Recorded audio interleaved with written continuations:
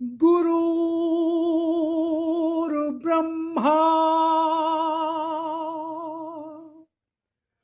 गुरुर्विष्णु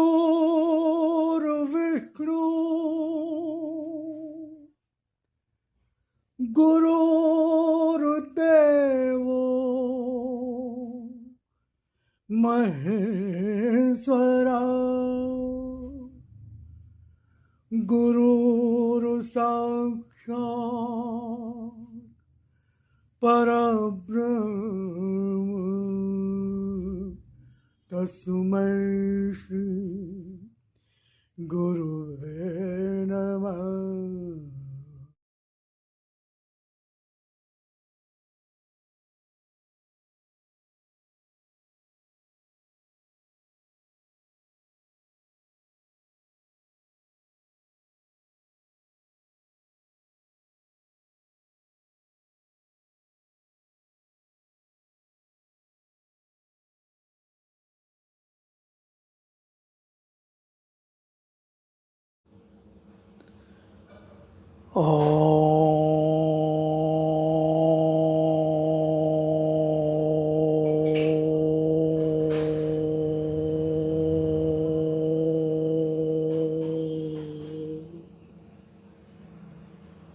ॐ भूर्भुवः स्वः तत्सवितुर्वरेण्यं भर्गो देवस्य धीमहि धियो यो नः प्रचोदयात्।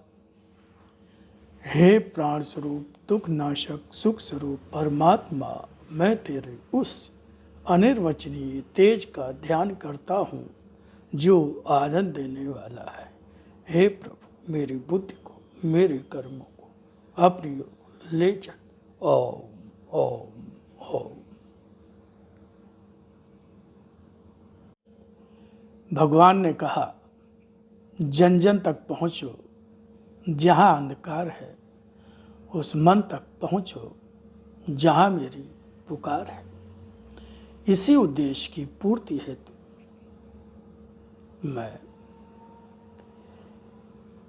इन वाणी की सामग्री को आपके समक्ष लाता रहा हूँ, लाता जा रहा हूँ, लाता रहूँगा।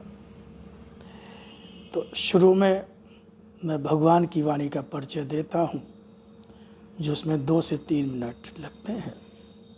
उसके पश्चात भगवान की वाणी का प्रारंभ होता है। अगर आप बहुत व्यस्त हैं, समय नहीं है, तो मैं समय दे देता हूँ कि कहाँ से भगवान की वाणी का प्रारंभ होगा। तो समय का अभाव होने पर आप वहाँ से उसको सुन सकते हैं, अन्यथा मेरा तो निवेदन आग्रह होगा कि आप उसको पूरा ही सुने। ओम ओम ओम राम।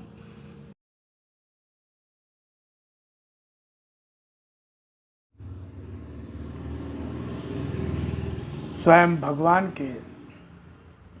की वाणी और अपने लिप रूप दर्शन के संबंध में क्या कहा, पहले उसको सुने, फिर आगे भगवान की वाणी को और सुने।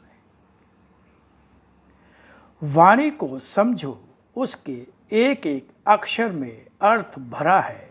कोई भी शब्द, कोई भी अक्षर मात्र भाषा का खेल नहीं, यह शक्ति है।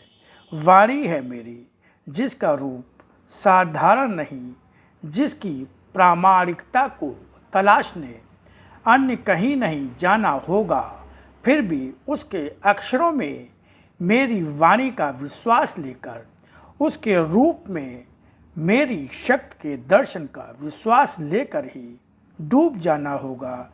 तभी पहचान सकोगे मेरी, तभी पहचान पा सकोगे मेरी, तभी पहचान पा सकोगे मेरी। इसी तरह आज भी तुम्हारा आराध्य भगवान ने, जिस तरह से भगवान श्री राम, भगवान श्री कृष्ण आए और उन्होंने असत्य धर्म का नाश किया, जब प्रभु श्री राम आए तो रावण मारा गया, जब भगवान श्री कृष्ण आए तो कंस और उसके सारे संगी साथी मारे गए। इसी प्रकार भगवान कह रहे हैं, इसी तरह आज भी तुम्हारा आराध्य फिर आया है तुम्हारे सामने। इसका रूप आज है वही जो पहले भी और सदा से ही पिता के रूप में, भगवान के रूप में कहते और पुकारते रहे हो अपने कष्ट भरे क्षणों में। और इस रूप में भी दर्शन जो मेरा है उसका प्रयोजन भी वही है। लिप रूप में मेरी शक्ति का यह दर्शन किस तरह सारे युग का असत्य और धर्म समेटकर सत्य और धर्म का प्रतिष्ठापन करता, स्वयं ही देखना। तो ये भगवान ने अपने जिस रूप में वाणी आई उसको भगवान ने अपना लिप रूप दर्शन कहा, और फिर उसी का हिंदी अनुवाद उसको भगवान ने अपना भगवान की वाणी कहा गया, जो भगवान ने उसको अपना शत रूप दर्शन कहा। अब आगे सुनिए भगवान की वाणी बहुत ध्यान से।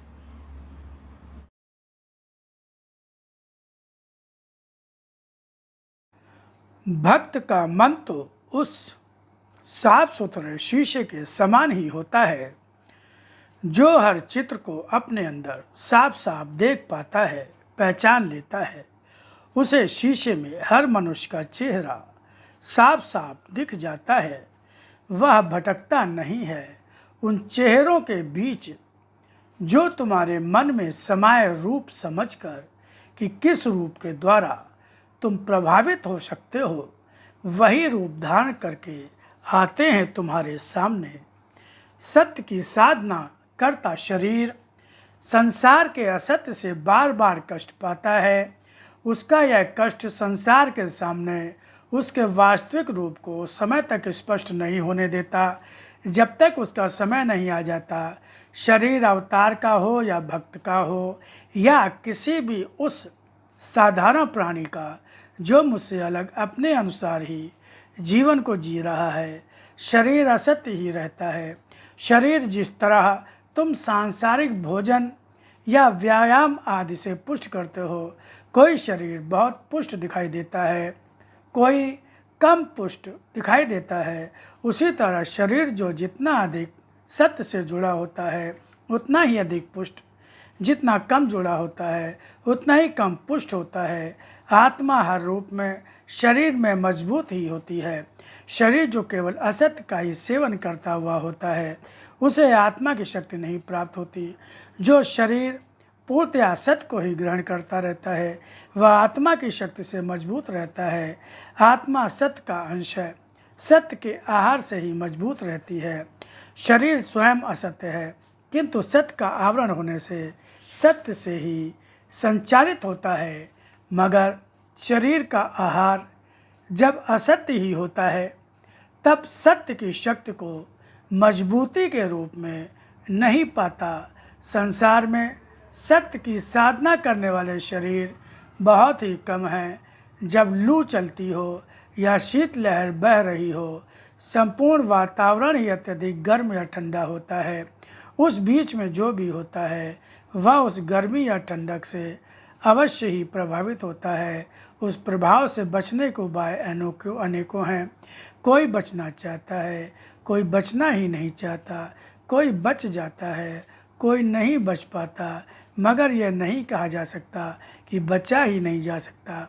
सत्य की हलचल शरीर के अंदर हर क्षण होती रहती है।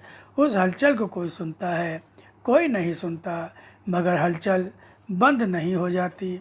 जिसके मन में असत्य की हलचल अधिक होती है वह सत्य की हलचल न सुनकर असत्य की हलचल अधिक सुनता हुआ स्वयं को उसी के अनुसार ढाल देता है।